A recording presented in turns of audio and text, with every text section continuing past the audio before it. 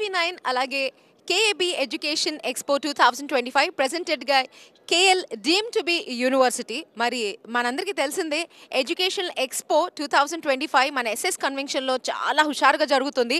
And ఈరోజు రేపు మరి ఎడ్యుకేషన్ ద్వారా ఆస్పైరింగ్ స్టూడెంట్స్ ఎవరైతే వారి కెరియర్ని బిల్డప్ చేసుకుందాం అనుకుంటున్నారో ఖచ్చితంగా చాలా ఆప్షన్స్ 50+ యూనివర్సిటీస్తో చాలా సిద్ధంగా స్టాల్స్ అన్నీ కూడా రెడీగా ఉన్నాయి. కాబట్టి వీ హ్యావ్ ఫ్యూ స్టూడెంట్స్ మాట. దాంట్లో భాగంగా సో నెక్స్ట్ కెరియర్ ఏంటి అనేది డిసైడ్ చేసుకోవడానికి చాలామంది కన్ఫ్యూజన్లో ఉంటూ ఉంటారు. అండ్ అలాంటి ఆప్షన్స్ని మరి మీకోసం స్టాల్స్ రూపంలో అండ్ కేఎల్ యూనివర్సిటీ దగ్గర మనం ఉన్నాము. So we have a student with us. Hello.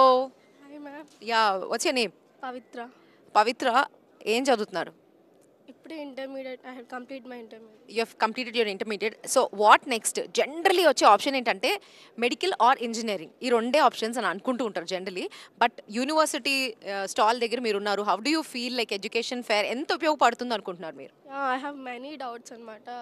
Like అనుకుంటాగా BTech, BBA, like so many. I have many doubts and I came here and clarified many doubts. So I'm clear to take almost BCA school.